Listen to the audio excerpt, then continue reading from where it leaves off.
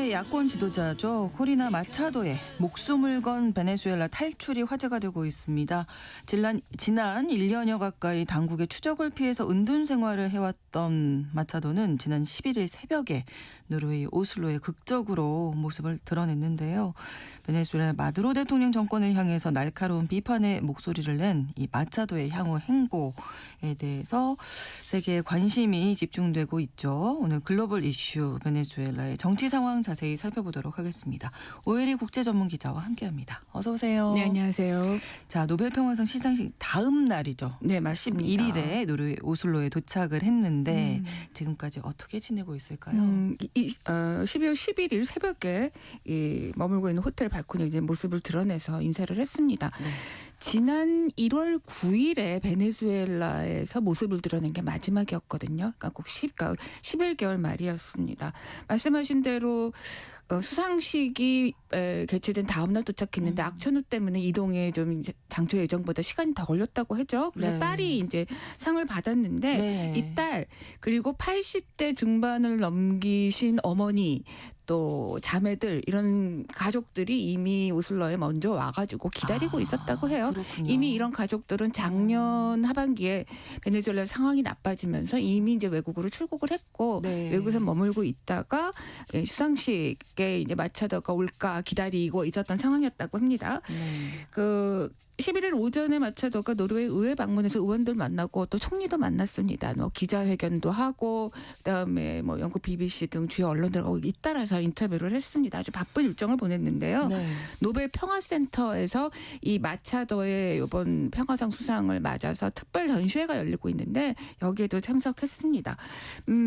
오슬로에 머무는 동안에 이제 다양한 행사들에 참여를 하고 여러 이제 움직임을 볼 텐데 아마도 다른 유럽 지역이라든지 또는 자신을 강력하게 지지해주고 있는 미국 워싱턴 DC 이런 데도 방문할 수도 있는데 본인은 돌아가겠다 이렇게 얘기했지만 구체적으로 일정이 나와 있는 건 아닙니다. 네. 마차도가 이렇게 극적으로 탈출에 성공할 수 있었던 데에는 미국의 도움이 결정적이었다. 예, 오슬로에 도착한 이후에 미국 정부가 공식적으로 무슨 성명을 냈거나 이러지는 않았는데요. 네. 그래도 이 마차도가 11일 기자회견에서 미국 정부의 지원으로 여기까지 올 수 있다 이렇게 얘기를 했습니다. 네.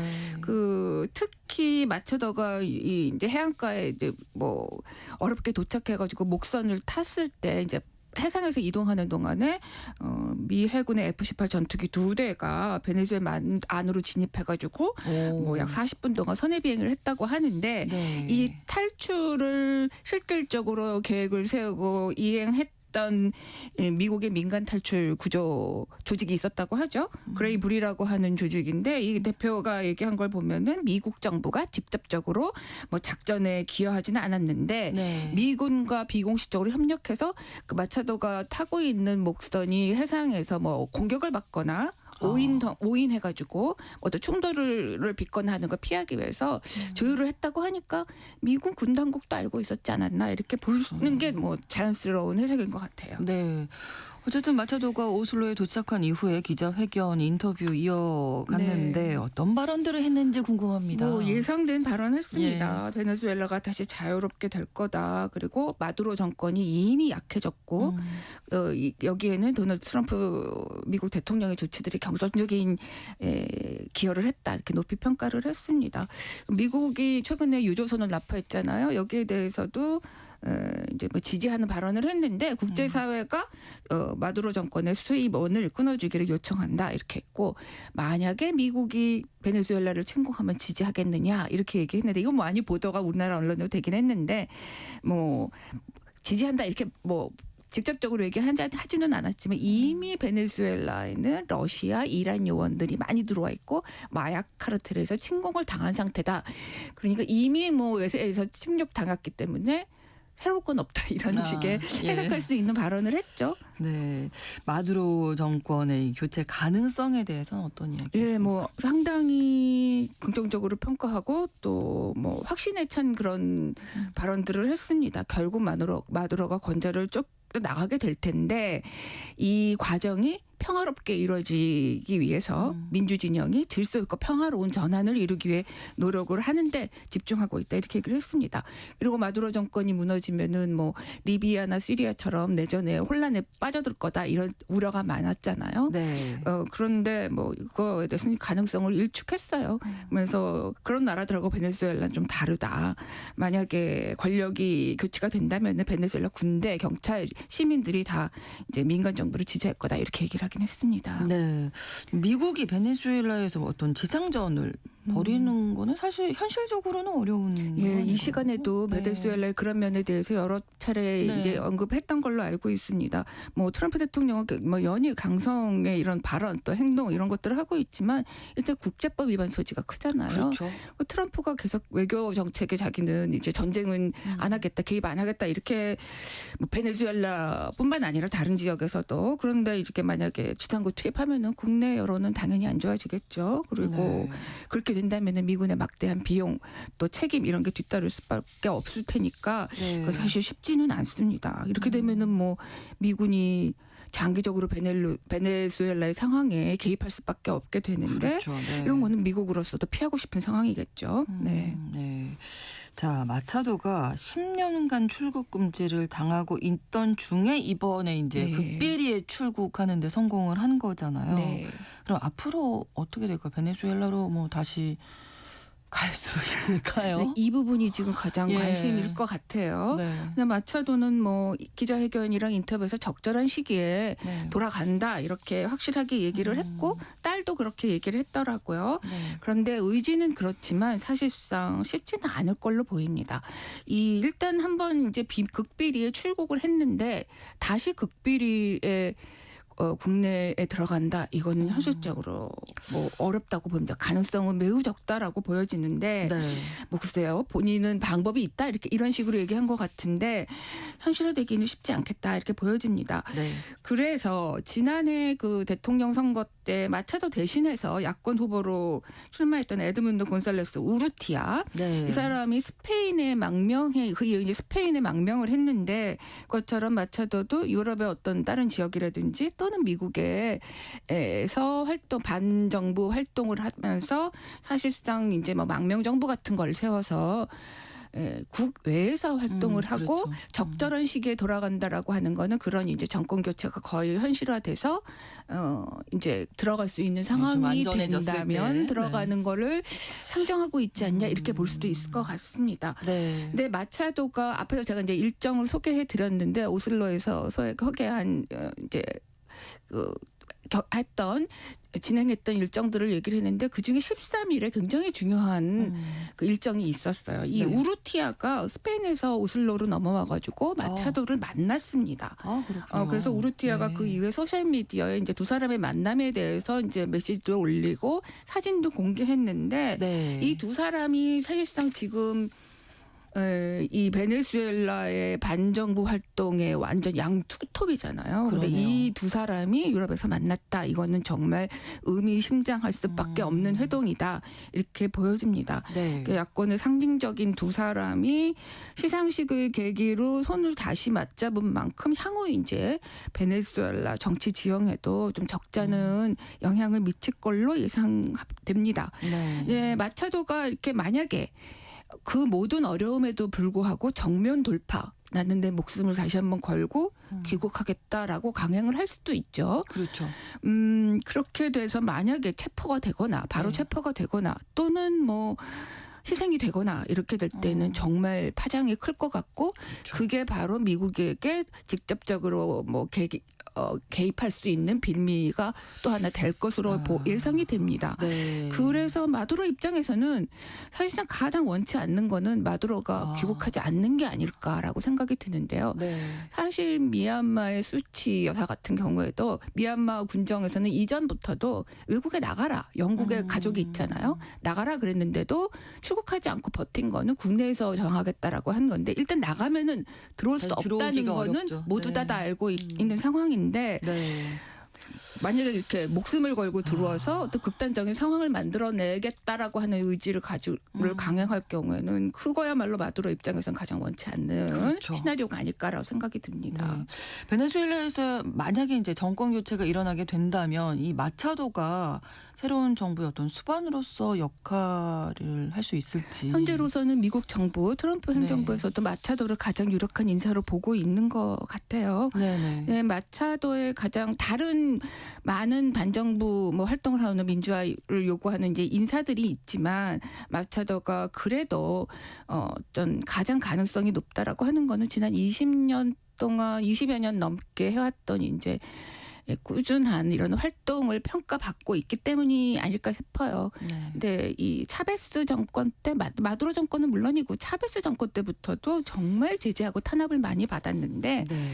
정말 이걸 굽히지 않고 꾸준히 이제 활동을 하면서 베네수엘라 야권의 이제 명실상부한 이 지도자로 자기 스스로 이제 자신의 입지를 구축했다라고 하는 건 최대의 장점인 것 같아요. 네.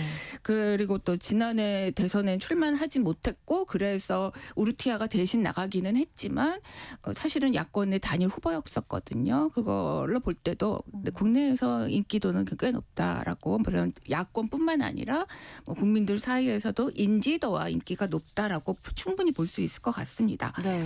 우르티아도 많은 이제 지지와 존경을 받고 있고 국제적인 이미지도 좋은 분이신데 네. 좀 학자 출신이에요. 그리고 네. 이미지가 그리고 온화하고 그 연세도 75세로 이제 꽤 많이 드셨는데 그 마차도는 지금 58살이거든요. 그래서 비교적 이제 나이도 젊고 우르티아보다 훨씬 더 투사의 이미지가 강합니다. 네. 이런 차별점이 있다라고 볼 수가 있고 후안 과이도 전 국회의장이 있는데 네. 이 사람 예전에 기사를 보셨던 분이 생각날 수도 있는데 2019년에 국회의장으로 있으면서 용병 조직을 동원해서 소규모 쿠데타를 일으켰어요.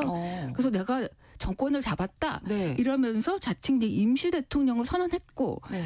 그리고 미국 정부를 비롯해서 많은 한 50여 개국에서 인정해주겠다 이렇게 한를 받았는데 사실 이게 굉장히 단기로 끝났습니다. 그래서 이게 이제 결국에는 실패해서 미국으로 도망쳐서 망명을 했는데 이 과정에서 이제 리더십이 너무 없다, 오락가락했다. 그리고 특히 쿠데타에 의존했다라고 하는 점 때문에 좋은 평가를 받고 있지 못해서 이렇게 보자면은 마차도가 만약에 이제 어떤 정권의 변화가 있을 때는 가장 유력한 인물이다라고 봐야 될 것 같아요. 네. 또 정치적인 어떤 이념, 지향점도 보더라도 자유민주주의 체제, 또 시장경제 체제, 또 평화적인 저항 이런 것들로 이제 국제적인 이미지가 좋다라는 점도 마차도에게는 장점이다라고 보여집니다. 네. 그런데 베네수엘라 내부 또 국제사회에서도 비판적인 평가도 있다고요. 예, 그렇습니다.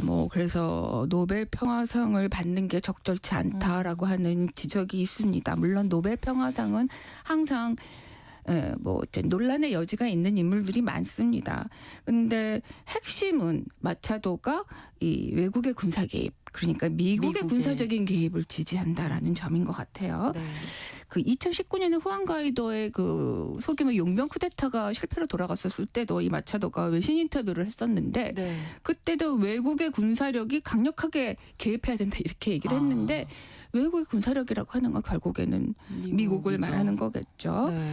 네, 미국, 베네수엘라의 역사에서는 참 여러 가지 원죄가 많은 국가여서 네. 이 참 미국과 가깝고 미국이 현실적으로 영향력을 많이 행사하는 국가라는 건 인정함에도 불구하고 베네수엘라 내부에서는 미국에 대한 시각이 완전 갈릴 수밖에 없다라고 보여집니다. 네. 이제 베네수엘라에 대해서 이제는 많이 아시겠지만 석유가 세계 석유 매장량이 1위잖아요. 그러니까요. 1920년대 초에 그 베네수엘라에서 정말 세계 최대의 유전이 발견이 됐는데 그때부터 예를 들면은 스탠다드 오일이라든지 쉐보론이라든지 외국의 메이저 그 회사들이 석유 회사들이 이 베네수엘라에 그때부터 이제 자리를 잡아서 이 석유 자원을 완전히 수탈했습니다. 이 과정에서 온갖 나쁜 일을 많이 했고 또 이 과정에서도 미국 정부는 또 입맛에 맞는 정권을 세우기 위해서 많은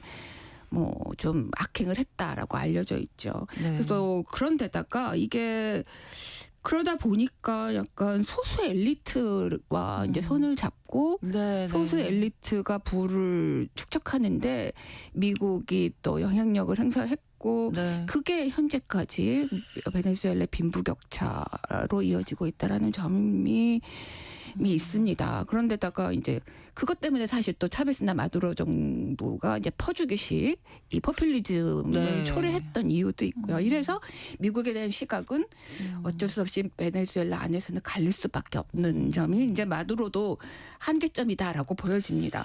그런데 이 마두로의 성장 배경도 사실 있어요. 이게 사실 마두로가 이 마차도. 마차도가 네. 성장 배경이 사실 엘리트 집안 출신이거든요. 아, 그렇군요. 아버지가 베네수엘에서 굉장히 유명한 철강 재벌이고 또 민간 전력회사도 가지고 있다가 네, 네, 이 네. 사회주의 정권이 들어서면서 국유화됐거든요. 예. 그런 게 있고 그렇다고 해서 모든 이제 부자 뭐 이런 사업가들 나쁘다 이렇게 뭐 볼 수는 그런 건 없죠. 아니지만, 네, 그렇다고 네. 볼 수는 없고 사실 증조 할아버지인가는 네. 이 베네수엘라 민주화 정착을 위해서 투쟁하다가 희생된 적도 있다고 해요.